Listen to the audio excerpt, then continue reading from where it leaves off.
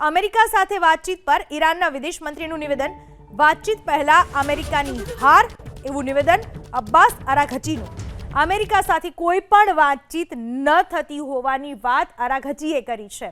એક બાજુ અમેરિકા મોટા દાવા કરે છે કે ઈરાન સાથે વાતચીત ચાલુ છે, બીજી બાજુ પાકિસ્તાન એવા દાવા કરે છે કે અમે ઈરાન અને અમેરિકા વચ્ચે વાતચીત કરાવીશું, સમાધાનના પ્રયાસ કરાવીશું, અને બીજી બાજુ ઈરાનનો ચોખ્ખી વાત છે કે કોઈ પણ વાતચીત ચાલુ નથી અને કોઈ જાતનું સમાધાન કરવામાં નહીં આવે।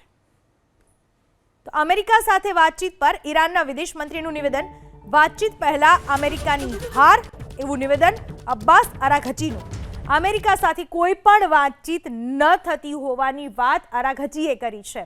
એક બાજુ અમેરિકા મોટા દાવા કરે છે કે ઈરાન સાથે વાતચીત ચાલુ છે, બીજી બાજુ પાકિસ્તાન એવા દાવા કરે છે કે અમે ઈરાન અને અમેરિકા વચ્ચે વાતચીત કરાવીશું, સમાધાનના પ્રયાસ કરાવીશું, અને બીજી બાજુ ઈરાનનો ચોખ્ખી વાત છે કે કોઈ પણ વાતચીત ચાલુ નથી અને કોઈ જાતનું સમાધાન કરવામાં નહીં આવે।